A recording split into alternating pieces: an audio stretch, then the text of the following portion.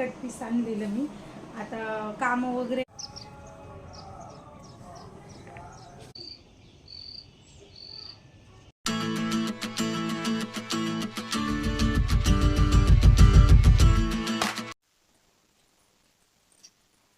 नमस्कार मंडळी, रामराव. पुन्हा एकदा सगळ्यांचं स्वागत आहे सुप्रिया शिंदे ब्लॉग मध्ये.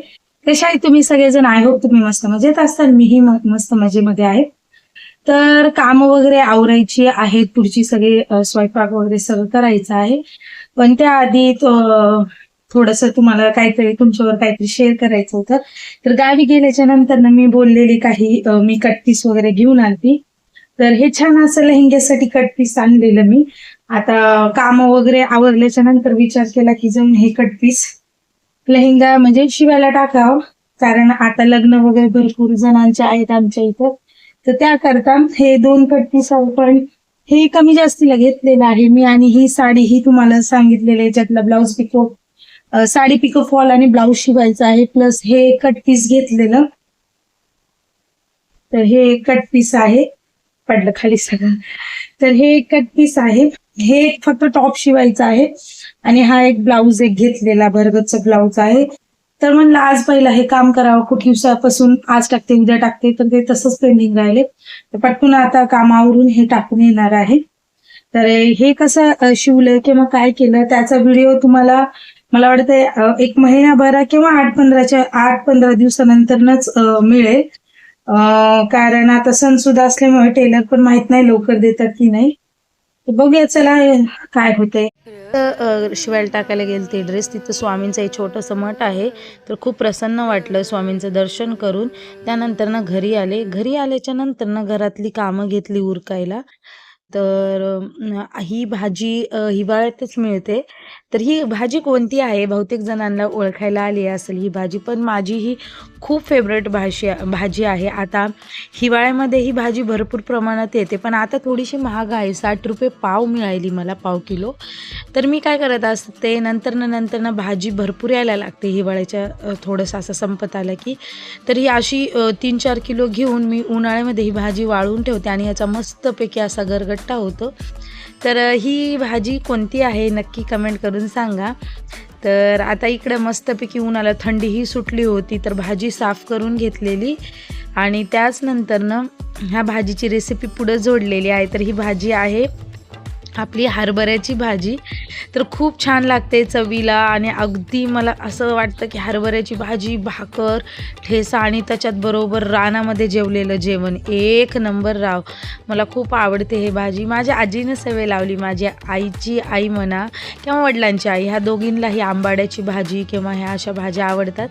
तर बघा भाजी स्वच्छ धुवून घेतलेली आहे. तेलामध्ये मी टाकलेलं आहे लसूण, जिरे. आता ही रेसिपी सांगते मी तुम्हाला, बहुतेक जणांना माहीत नसेल तर अशी करू शकता तुम्ही. त्यानंतर ह्याच्यामध्ये टाकायचं आहे काय म्हणता येईल अद्रक आणि थोडंसं हिरवी मिरची वाटून घेतलेली आहे.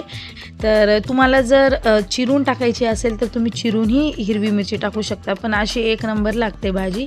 त्यानंतर छान असं लालसर होऊ द्यायचं आहे आणि त्याच्यामध्ये टाकायचा आहे कांदा तुम्ही नाही टाकला तरी चालेल, पण मला आवडतो कांदा, तर मी कांदा टाकलेला आहे आणि छान परतून घ्यायचा आहे कांदा. आणि त्यानंतर ना थोडीशी हळद टाकून घ्यायची आहे आणि आता बघू शकता तुम्ही सगळा कलर चेंज झालेला आहे. तर छान असं परत परतून घ्यायचं आहे आणि याच्यामध्ये टाकायची आहे मुगाची डाळ. तर मुगाची डाळ थोड्या वेळ भिजत ठेवायची आहे आणि छान ही याच्यामध्ये मिक्स करून घ्यायची आहे. तर भाजी आधी टाकली तर भाजी ही लगेच शिजते, मग ते खूप हे होणार. तर त्याकरता आधी मुगाची डाळ शिजून घ्यायची, कारण खूप शिजल्या जातं. मुगाची डाळ छानपैकी अशी शिजली की मग ह्याच्यामध्ये स्वच्छ धुतलेली ही हरभऱ्याची हिरवीगार भाजी फोडणीत घालून घ्यायची आहे. विश्वास करा ही भाजी पण खूप आयुर्वेदिक दृष्ट्या पौष्टिक आहे आणि खूप छान लागते. तर ह्याच्यामध्ये मीठ घालून घ्यायचं आहे भाजीमध्ये आणि मिठाचं प्रमाण थोडंसं कमी ठेवायचं आहे बरं का. हिरव्या भाज्यांमध्ये मिठाचं प्रमाण कमीच ठेवायचं आहे, कारण लगेच खारट व्हायला लागतात. आणि डाळ शिजलेली आहे. विचार केला चला पूर्ण डीप क्लिनिंग करून घ्यावं बट्ट्याची. गावावरून आल्यापासून फक्त वरती पुसून घेतला होता. आता तसं अजून एकदा मी तुम्हाला एक डीप क्लिनिंग ब्लॉग देणार आहे, किचनचा म्हणा किंवा संपूर्ण घराचा. कारण आमचं घर पत्र्याचं असल्यामुळे खूप लवकर धूळ जमा होते घरामध्ये किंवा खूप लवकर घाण व्हायला होतं, तर सारखं महिन्याला 2 महिन्याला करावंच लागतं. आता दसऱ्याला केलं, दिवाळीला केलं, पण आता परत वेळ आली आहे. तर बघू शकता तुम्ही किती स्वच्छ झालेलं आहे, अगदी चमकतं बघा. असं किचन राहिलं की आपल्या घरामध्ये खूप बरं. आज असं की आज घरात कोणीच नाही, सगळेजण आपल्या आपल्या कामानिमित्त बाहेर गेलेले आहेत. तर मम्मी असतात रोज घरात, तर मम्मीही बाहेर गेले आहेत आणि मला प्रचंड दम लागलेला आहे कारण फरशी वगैरे पुसत होते. पण कुठेतरी एकटेपणाची भावना मनामध्ये असते की घरात आज आपण एकटेच आहेत. पण मला एकटं नाही वाटत आहे, कारण तुम्हाला दाखवते काय ते.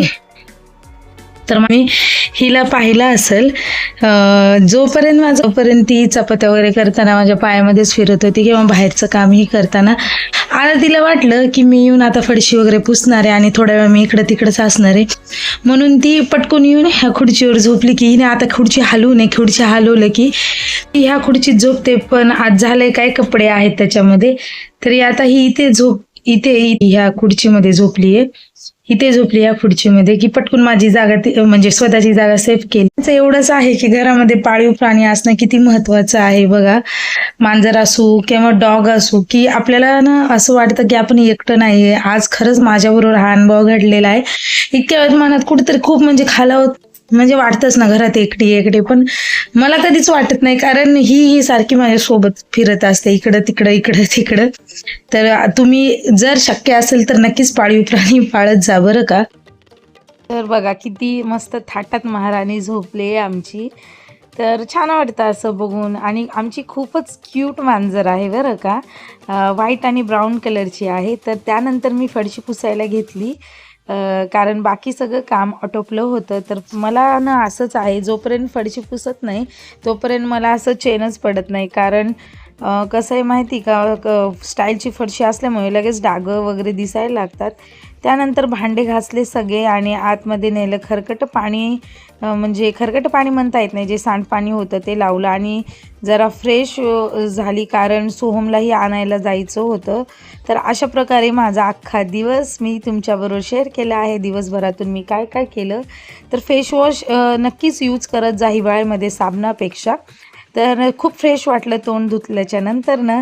तर आजच्या व्हिडिओमध्ये एवढंच. आजचा जर व्हिडिओ तुम्हाला आवडला असेल तर नक्की चॅनलला सबस्क्राईब, लाईक, शेअर करा. त्याचबरोबर बेल आयकॉन पण प्रेस करत जा, म्हणजे सगळ्या व्हिडिओचे नोटिफिकेशन तुमच्यापर्यंत येतील. पुन्हा एकदा भेटूया नवीन व्हिडिओमध्ये. तोपर्यंत बाय बाय.